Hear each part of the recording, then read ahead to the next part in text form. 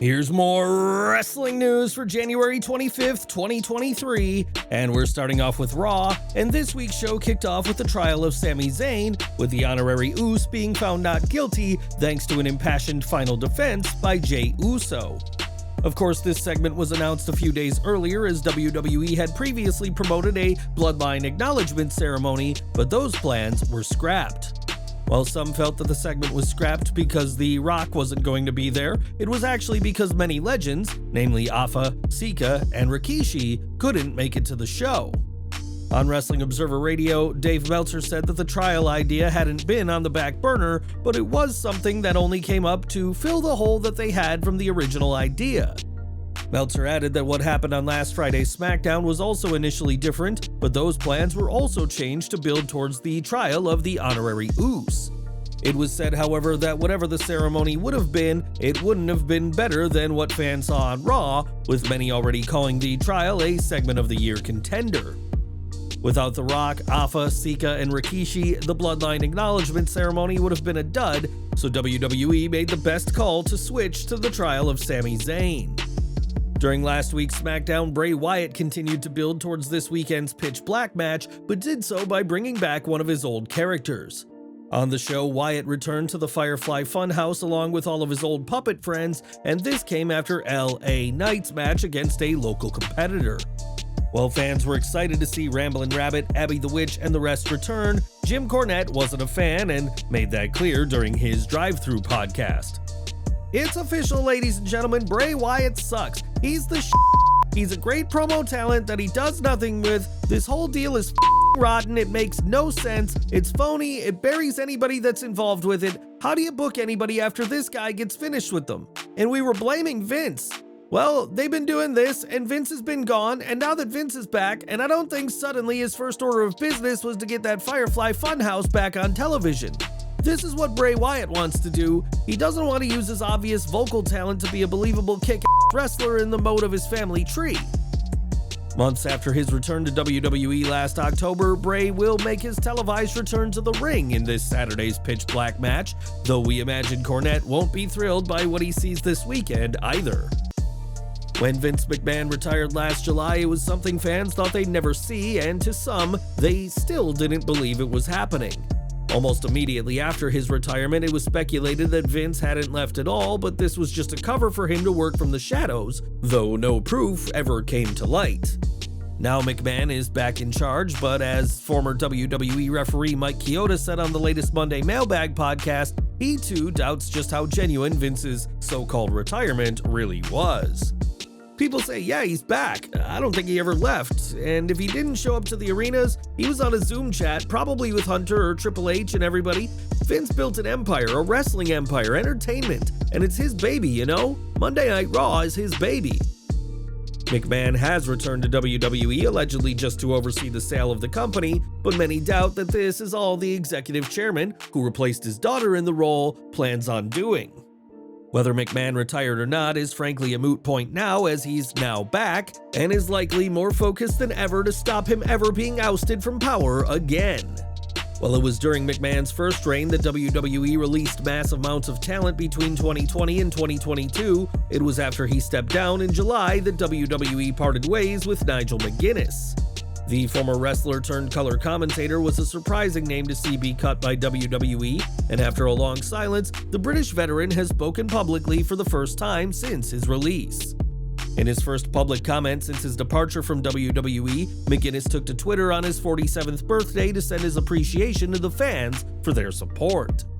McGuiness made no reference to WWE or his release, and many fans remain interested to see where he goes next.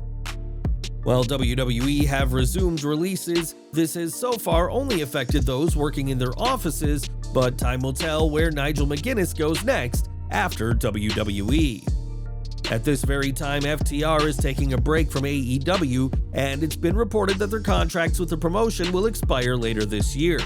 With WWE re-signing previous talent, there has been speculation that Cash Wheeler and Dax Harwood may be on their way back, especially now that Triple H is running creative. It was in NXT that the pair did very well under the game, but the big issue now is one Vincent Kennedy McMahon. Speaking on the FTR podcast, Harwood addressed a possible return and admitted that McMahon's return does throw a wrench into any plans. We talk about what I'm gonna do in the future, and now that I'm thinking about that, with him back at the helm, makes things a little questionable for me. It was McMahon's attempts to redesign the Revival with ridiculous Flava Flav costumes that would be the final straw for the pair, who left WWE in April 2020, and the pair will have some big decisions to make if they do end up leaving AEW. At Wrestle Kingdom, Mercedes Moné made her debut for the promotion and will have her first match next month at Battle in the Valley. Moné hopes to become the second ever IWGP Women's Champion when she takes on Kairi, but what else does the future have in store for the former Sasha Banks? On his show, Meltzer explained that after Battle in the Valley in San Jose, her second New Japan show will be the Sakura Genesis show at Sumo Hall on April 8th. This will mark Moné's first match for the company in Japan and will be followed up by a Stardom show at Yokohama Arena on April 23rd.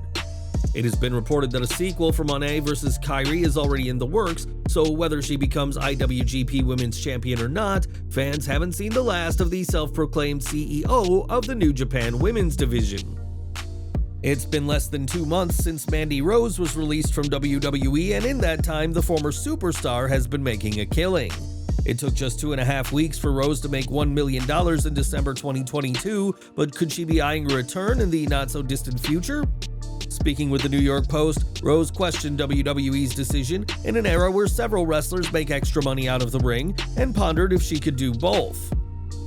"I'm grateful and very humbled with everything I've done and made at the company, but in today's day and age, there are so many other avenues and so many other marketing opportunities. It's like, why can't I do both? At the end of the day, I'm the only one watching out for myself and my career. Everyone's replaceable in our business, it's true." Rose also questioned what WWE finds to be too racy and mentioned a photo from after Worlds Collide in which she is naked, except for the NXT and NXT UK women's titles, a photo which WWE obviously allowed. While several companies allow talent to make extra money with a subscription website or Twitch, WWE isn't like those promotions. But do you think WWE was wrong to fire the Toxic Attraction alum? Sound off in the comments below. In 2018, the wrestling world lost the great Jim the Anvil Neidhart, who was posthumously inducted into the WWE Hall of Fame the following year. Of course, at the time of his passing, Jim's daughter Natalya was busy as a WWE superstar who spoke this week about the request she made, which WWE refused to do. Appearing on the Bellas podcast, Natalya said she wanted WWE to document Jim in his final months as he was dealing with Alzheimer's, and she wanted to spread awareness. After Jim's passing, Natalya requested some production crew to film the funeral, again in hopes of raising awareness, but WWE told her no, and that they didn't want anybody at her dad's funeral. While WWE wanted no part in the procession, Neidhart's funeral was documented by E! For their show Total Divas, as was the tender moment when Natalya and her family scattered the Anvil's ashes. It's understandable to see why WWE didn't want to film the funeral, as people might have been sensitive to the fact that the company was making content during such a tough time, and while Natalya did get the event on camera, it came with much reluctance from WWE. And we're ending with Braun Strowman, who may be one of WWE's most popular stars with fans, but isn't always so beloved backstage. Strowman does have a history of putting his foot in his mouth when he takes to social media, and drew the ire of wrestlers and fans with comments last year about how fans care more about giants and big men than floppy flopper wrestlers. At the time, it was said that Strowman had earned considerable heat backstage, and when asked by digital spy Stephanie Chase, one of those floppy floppers, Ricochet, weighed in on what Braun said. "I think the internet cares more about it than the wrestlers do. For the most part, everybody backstage, they just want to make something together. They want to make a work of art for you guys. I don't think anyone really cares about the styles of anyone else. So if you're really hearing it, it's usually from more of the internet speakers than it is actually the locker room." WWE did give Strowman something of a punishment as he lost to Ricochet in the SmackDown World Cup semifinals in November 2022, and would later have to be saved by the much smaller superstar when Braun was attacked by Imperium. Strowman was once Universal Champion, but we imagine these condescending comments about smaller wrestlers will have the WWE thinking twice about his next push, and hopefully Braun learns from the mistakes of last year.